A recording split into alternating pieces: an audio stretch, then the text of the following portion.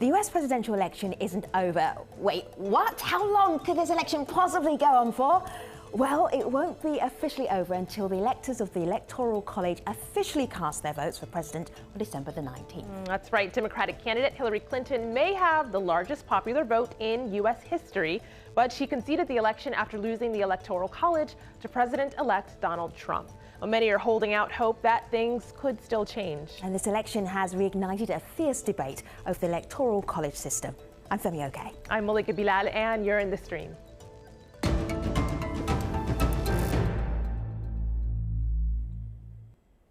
More than 120 million people voted in the United States this year. For the second time in 16 years, a presidential candidate on the losing side of the popular vote has still won the presidency. Oh, it happened to former President George W. Bush when he ran against Al Gore, and history repeated itself this year. So what exactly is the Electoral College? I'm glad you asked. It's a constitutional process established in 1787 intended to provide checks and balances needed in an election. The college is made up of 538 electors from the 50 states and the District of Columbia. And it's the electors who have the final say in choosing the president, and a candidate needs at least 270 of those electoral votes to win. This year, Trump won the Electoral College 306 to 232. The result has revived a conversation about the relevance of the college. Is it outdated or in need of reform? Well, to help us talk about this, we're joined by Doug McAdam, a professor of sociology at Stanford University in the U.S. state of California. Gary Gregg is director at the McConnell Center at the University of Louisville in the state of Kentucky. Bauki Vu is a former elector in Atlanta, Georgia. And Gautam Dutta, he's an election lawyer coming to us from California. So, Gary, what is your best case for keeping the Electoral College in place? It works, nothing wrong with it. This is your best case. Go for it. Look, it works. This is democratic. It's just a way of electing, which is what your viewers should think. I mean, a way of counting. We have democratic elections in the 50 states plus the District of Columbia. And we get a president out of it without recounts generally. With a constitutional president, a legal president. We have a presidential campaigns that go across a diversity of states, big cities, and rural counties and rural areas as well. If you throw off the Electoral College, you have elections seated in major urban areas only. I think it's not good for democracy in America. It's very confidently stated. Gautam, any issue with what Gary just said?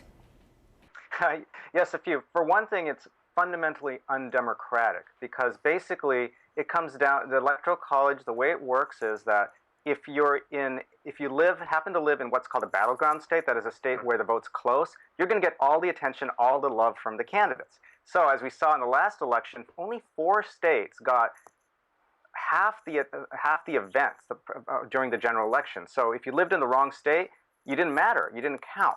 And that's really a problem. And second of all, the Electoral College does not guarantee that whoever wins the popular vote actually wins the presidency, as we just saw. I mean, Hillary Clinton won the election, the popular vote, by almost 3 million votes. And yet, she's not the one who is slated to become president. So that's another problem. And yet another problem is that if you look at this nation's diversity, the Electoral College really devalues and disempowers it. What do I mean by that? Well, if you look at the emerging communities in this nation, whether it be Latino Americans or Asian Americans, they happen to live in states that are not considered swing or battleground states. And so their vote counts less. So I hear you there, Gautam, but here's another argument that I'm going to throw into the mix, and really picking up on what Gary said a little bit earlier. El Gringo, that's his handle, says it is in place to protect the smaller states from being controlled by major cities. And yes, it still applies because we shouldn't ignore our farmers. Doug, what do you make of the argument that doing away with the Electoral College would mean that people who are voters in rural or farms would not have the same say? No, I don't buy it. I mean, the fundamental principle of political equality says that each citizen's preferences should be weighted equally, but the Electoral College, in fact, weights those in less populous states more than those in populous states, number one. And as Gautam said, battleground states, the votes in those battleground states obviously count much more than they do in, say, Republican or Democratic states. That's an odd system to me that's hard to square with this fundamental principle of political equality. The other thing I would add very quickly is a lot of people say, well, let's not tinker with what the founding fathers gave us. Gary's right. The system works. It's functional. Question is it the right system? In point of fact, the two principal architects of the Electoral College, Hamilton and Madison, really were upset with the way it evolved. The electors were supposed to have a lot of discretion, be able to deliberate. That was the idea. They were to exercise judgment independent of the popular vote in the states they represented. We threw that away a long time ago. If we really want to go back to that original vision of the founding fathers, we'd have a very different understanding of the Electoral College. Bauke, I just want to throw in, just like to throw in one thing about going off on the issue of small states. Basically, the current system, the Electoral College, discriminates against small states in its impact. I'll give you an example. The only small state that last election that got any fair amount of attention was New Hampshire.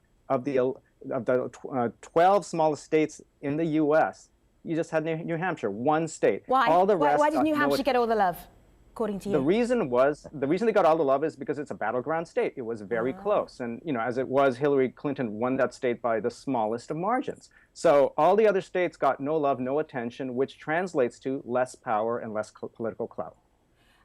Is that a problem, Gary? No, well, you can't have it both ways. So one says, the small states are disadvantaged. One says the small states are overly advantaged. Look, to David's point, it's the same bias in the United States Senate. Small states have equal representation in the United States Senate to California. If you take that principle, then you've got to abolish the Electoral College too. This is a democratic system. We have elections in the states. The winner of that state's in a popular vote get the electors. It is democratic. And there's other values. I know David wants to keep coming back to political equality, and that's what the opponents always want to. That's the only thing that they seem to understand. There's a lot. We need competitive elections. We need to look for that. We need the rule of law. We need federalism supported. And the Electoral College does all that and gives us competitive elections where a diversity of America really is represented and not just swamped by the millions upon millions upon millions of voters in urban areas and in California. Let me just bring in. Why should the votes of those in any state? Can I bring in one of the electors that we actually have, or a former elector who we have on the panel, and I'll get right back to you, Doug. Who are these electors? Have a look at this. This is what our colleagues at AJ Plus put together, so we could actually see who are these people who actually decide who the president is. Have a look. Here's how it works. Each state gets 2 electors plus 1 for each of its congressional districts. So when you vote, you're actually picking a list of electors nominated by each party, who will then pick a president and vice president on behalf of your state. This sounds pretty undemocratic. I mean, who are these people? And why do they get to decide? Bauke, you were an elector until you stood down. How did you even get in that position? What makes you so special? Nothing makes me that special. What I've had is a number of prior experiences with a couple of administrations, as well as having been active within the state party infrastructure here in Georgia over the years. So you're just politically motivated. So what gives you that ability to then decide who is the next president of the United States? Or is that no longer the case? Are you just literally rubber stamping what people in Georgia already voted for? Well, I do appreciate the original intent of the Founding Fathers, which was to find a way to create a sustainable republic, in which case it reduces the probability that you would have a process where it results in tyranny of the majority. So that's something I think it's essential, and the Electoral College, in its function, serves that. But then you resigned. You resigned when the going got tough. Why? Isn't that your job, to stay in the job and make those hard decisions? Well, actually, it wasn't because of that, but rather the fact that I thought that the noise around my stated feelings about our nominee at that time was not conducive towards the state party, as well as the more qualified candidates at the state and national levels run their campaigns. Let me translate that for our audience around the world. You didn't like Donald Trump, so you stood down because you didn't want to rubber stamp him. Correct. I did Right. not feel like I wanted to rub stamp. All right, so you stood down when the going got tough. And so, and I wanted to support my candidates locally. That was the senatorial candidates, John D. Isaacson, right? That's right. So, Belki, you mentioned the intent of the founding fathers, one of those founding fathers, of course, Alexander Hamilton. Now, there are a group of people out there calling themselves the Hamilton electors, and they're trying to push back against what they see going on right now. Have a look at one of the videos they posted on YouTube. Our founding fathers spent years thinking about how our system of government should work, and they wrote a constitution that has guided our country for over 200 years. Like all smart architects or engineers, they also designed a fail-safe mechanism, an emergency brake in case something went wrong. This emergency brake is the Electoral College. You may think that the Electoral College is supposed to rubber stamp the winner of the election. That is not the case. In fact, that is the opposite of what the founders intended. They intended for us to subject the winner of the election to exhaustive scrutiny, and if the candidate does not meet our standards, we are expected to elect an alternative. So not a rubber stamp. Doug, I want you to have a listen to what one person online, this is a professor who has some thoughts on this, what he says then should happen. This is Robert Alexander. A number of Democrats calling themselves the Hamilton electors are trying to come around a consensus Republican alternative to Trump. Whether or not they will be able to do so is a big mystery. There's at least one Republican who has said he's willing to do so at this point, but they still need over 30 more. If they do that, I'm sure that we will see a great deal of debate about the independence of electors and even more concern over the Electoral College. Okay, Doug, does this one make sense? Do you actually see it happening too? No, I don't see it happening. I think the norms are too strong and too entrenched at this point. But this is really at the crux of the matter for me. We keep saying, you know, this was a system designed carefully by our founding fathers. But again, the way it is presently implemented has nothing to do with the original vision. The original vision was a fail-safe. Essentially, these were cautious revolutionaries, cautious Democrats. They had just waged a revolution in the name of democracy, but they didn't really have models to go on. And their idea was, yes, let's have a popular vote, but let's also have this group of leading citizens, electors who, if the result does not accord with our vision of a democratic republic, they can reverse it. They can change the outcome of the election. We've moved to a general ticket, which essentially does rubber stamp the popular vote in each state. So we don't have the original vision in place. I think we either have to go back to a system that reflects that original vision or move to a popular vote. Let me just share this tweet with you, gentlemen, and then we'll get right back to you. Donald J. Trump tweeted November the 6th, 2012, the Electoral College is a disaster for a democracy. Who was about to speak there? Go ahead. This is Gautam. Yeah. I want to make just 2 quick points. One is people talking about tyranny of the majority. That is, if you have a popular vote, then then suddenly people will be oppressed. If that's the case, people in 50 states are currently being oppressed because this is how you elect our governors. The person who gets the most votes wins. So that's point 1. Point 2 on the electors is that your viewers may not be aware, but there are a couple of lawsuits right now as we speak, and there's a hearing, I believe, in maybe an hour in Colorado about whether electors can be forced by a state to vote for a certain candidate. So that's certainly worth watching because that issue could rise all the way up to the Supreme Court. Surely they can't be forced. Isn't their job as an elector to make that decision as to, in their best conscience, as to whether this president-elect would be the best president? That's their job as an elector. Well, that was the original I would agree intent. with that. The original intent. What's happened? Yeah. What's gone wrong? Well, the states have actually passed very laws. quickly. All right. Yeah. Yes, Doug. Go ahead. Go ahead, Gautam. Sorry. I'll be quick. The states have actually passed laws, and in fact, I believe someone can correct me, maybe about 30 states requiring electors to vote as vote a certain way, that vote rubber stamp the vote of the people in the state. Right. So the question is whether those laws are constitutional, and that's what's going to be decided soon. And Look, even almost, in those states where, in fact, those laws aren't in place, it's normatively the electors are more or less obliged to rubber stamp the outcome, the popular outcome in the state they represent.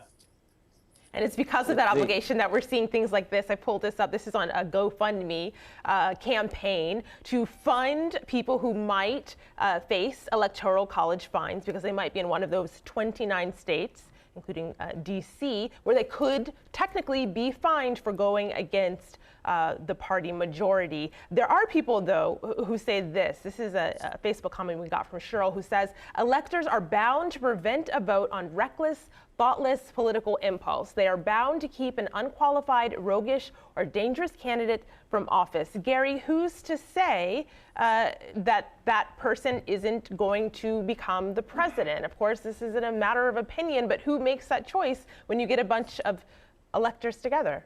Yeah, look, let's keep this in mind here. We're having a conversation really that is not really based in reality here. The founders had a vision, and it was for a deliberative body to make these decisions. That is not what we have. We have we have democratized the Electoral College. We have a democratic election in the states. The people that were pledged to that candidate who won that state are going to be the electors. So all this talk about these faithless electors and that somehow people are going to come along now and decide they're not really for the Republican nominee and they're going to vote somehow to throw the election up in the air. It's just ridiculous. It is not going to happen. These are Republicans. Many of them, most of them, are Trump supporters. They are not going to change their mind because the media and some Democratic activists want them to change their mind. So we really should talk about what the Electoral College, the future of it is, and not look at this as just not going to happen. Can I agree with Gary on that? I mean, I've written about the Electoral College, and most of what I wrote well before this election. I think it's absolutely fantasy to imagine that the outcome of this election is going to be reversed. I'm actually glad, and Gary said this at the outset too, I think people are getting an education in this rather odd institution. I'd love to see us continue the conversation after this election is resolved, and so it isn't contaminated by, I think, the partisanship that's bubbled up in a big way around this issue. This is a critical institution. It seems flawed in my view, deeply flawed, and inconsistent with what the founders' vision was. But the idea that somehow this can all get resolved in the course of the next month or so, or 2 weeks rather, and reverse the outcome of the election, I think is really unrealistic and would be imprudent on our part. Bowker, you resigned. Let me just bring in Bowker here. Bowker, you resigned rather than actually make a decision that you would rather not make as an elector. How would you tweak the process, change the process? Would you do anything different? Well, I have to agree with both Doug and Gary in the sense that I don't think this is the moment to change anything. In fact, one of the unintended consequences of what I raised when I resigned and spoke up was the fact that we as American citizens should be more informed about the Electoral College, but also about the intent of our founding fathers and this wonderful piece of document they created called the Constitution, because it serves in its own way to protect these institutions for us, and that's been sustainable over the past 240 years. If we do choose to tweak it, there are a number of other ways to tweak it. You can do a proportional, divvying it up amongst the states, so forth. But I think in the system and how it's going right now, I would say we've got to follow this. And as Gary has mentioned, that this needs to be settled. And we've got a president-elect already. The Secretary of State and the president has already come out to say that we need to move on and come together. So I think it's important to do that at the same time we discuss this. So here's a thought that I want to share from someone on Twitter. This is Mr. Snell. He says, this is the second time in less than 20 years that something similar has happened. You would have thought it would be fixed by now. Gautam, I'll give this to you. To Doug's point earlier, he said, you know, the moment after a heated election, a contested election, is not the time that it's going to be fixed. Where do you see that tweak happening? At what point, and do you think it'll ever happen? Well, there actually is a reform movement underway as we speak. There's a reform effort called the National Popular Vote, which keeps the Electoral College, but basically guarantees that the electoral votes will follow the national vote winner. So essentially what happens is that each state will say, California, Texas, will give all of my electoral votes to whoever wins the national election. And that has the virtue of ensuring that whoever wins the most votes actually becomes president. And I might also add that it solves the faithless elector problem too, because essentially it takes the pressure off. All the electors are then obligated, whether it be morally or legally, to vote for the winner of the national popular vote. I should say that. And I should add that it's already made a lot of progress. Gautam, do you want to just explain what a faithless elector is? Because we keep dropping that in. Oh, and, yes. For anybody who's not living in the States, they might want a little explanation. It is, in a sentence, what?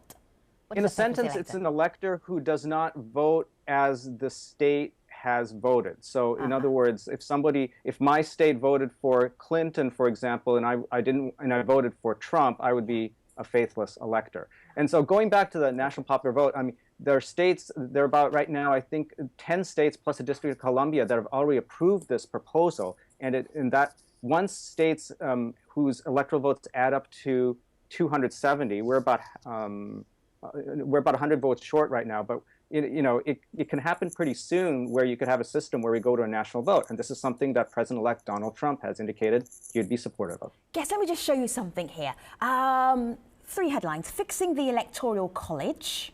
This one is from the Washington Post. The Electoral College unfair from day one, New York Times. And this final one is from CBS. Hillary calls for end to Electoral College. The date of all of these, 2000, 16 years ago. Gary, is this all a lot of hot air and a load of chatter? In 16 years' time, are we going to have the same conversation? Will anything actually ever change? I don't think it'll change, and not soon. I thought it would after 2000. I thought it'd be a big battle at least, and that's one of the reasons that I wrote a book at that point and called Securing Democracy, because I wanted to weigh in on that. Here's why I think it didn't happen in 2000.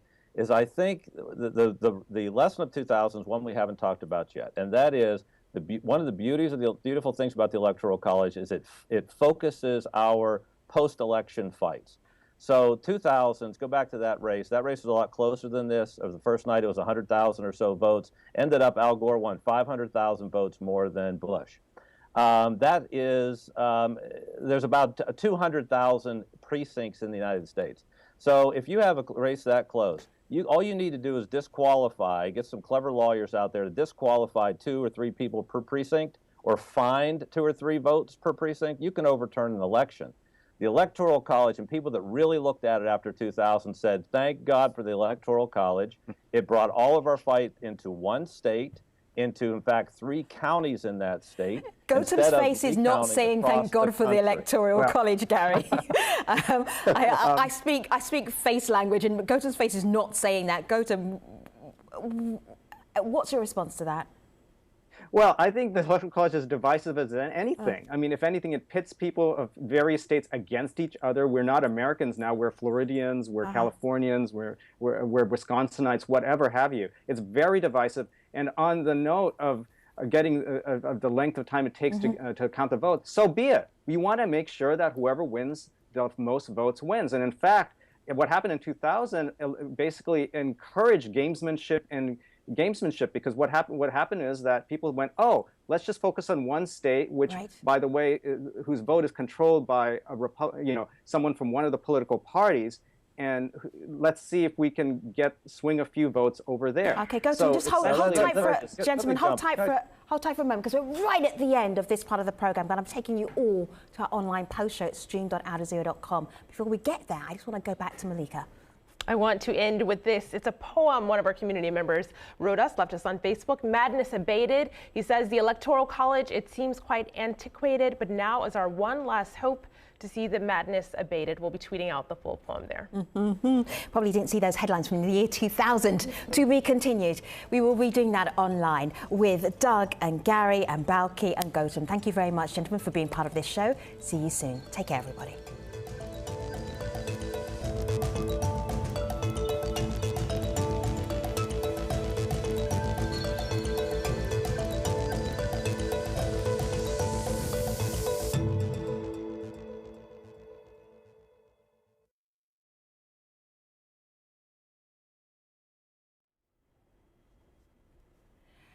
Hello everybody, welcome to our online post show. Gentlemen, it goes fast, doesn't it, when you're in conversation? I did warn you it would go like that.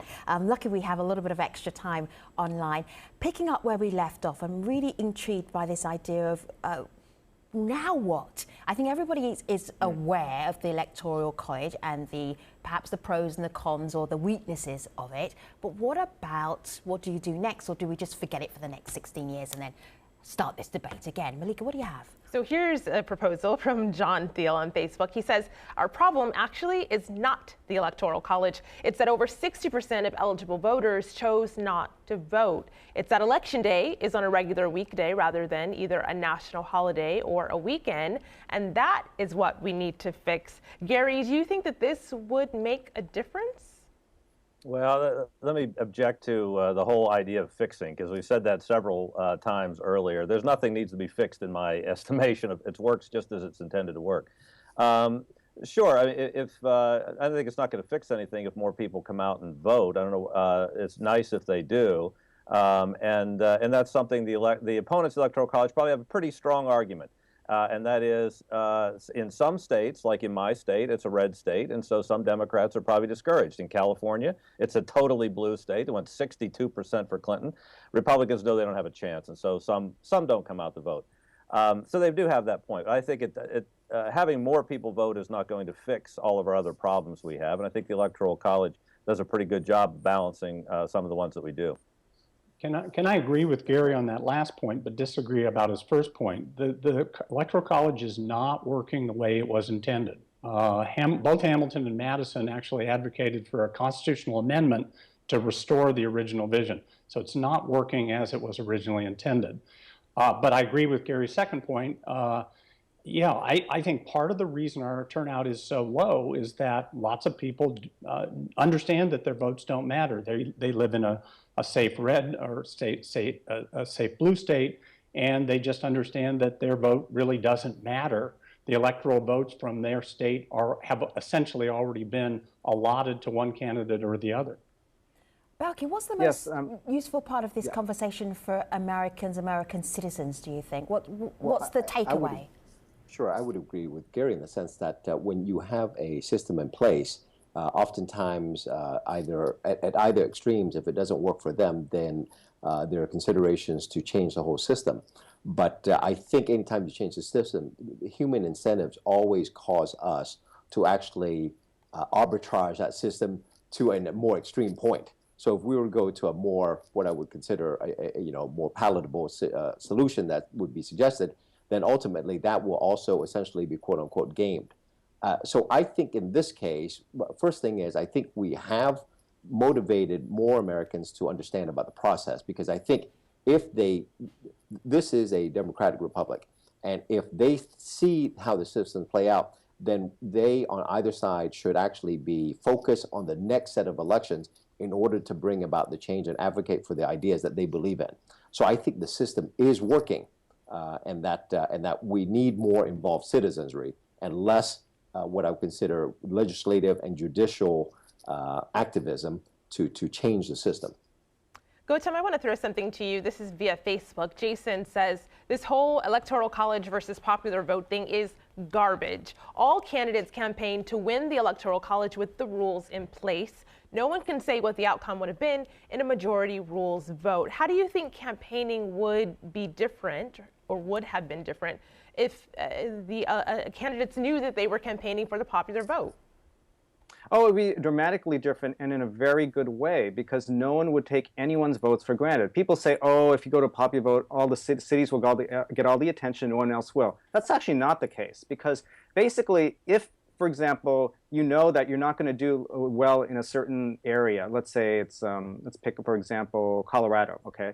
And even if you're not going to win the state, under a popular vote, you'll want to go with what's called a mini-max strategy. That is, you want to reduce your opponent's margin by as much as possible so that you lose by the least amount possible and you can make up the votes elsewhere. So it would actually encourage a 50-state strategy where you campaign everywhere, and that's all to the good.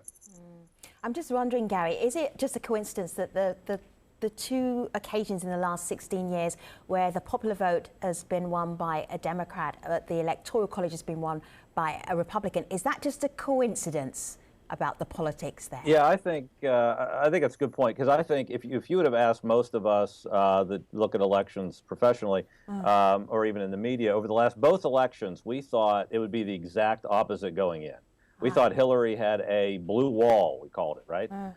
And that so Trump may be able to pull off a popular vote victory, but Hillary would win the Electoral College. I'll tell you the difference, though, is really it is California. California has become so blue. 62% of the vote, the third highest margin in the country that went for Democrat. Hillary's won about 4 million more votes, over 4 million more votes, just in California. So where Trump won the rest of the country, Hillary won California by such a margin that she won the national popular vote. That's what's flipping it, I think, right now. And if California continues to vote so overwhelmingly Democrat, we're going to be in a situation like this where Republicans are going to win the Electoral College occasionally, but not be able to win the popular vote. When the Democrats win both, then they'll win both, obviously. Interesting. All right, gentlemen, I'm going to say to be continued. Many more elections ahead of us, hopefully. Thank you very much for being part of this program. Really appreciate your insights and your expertise. Take care, everybody.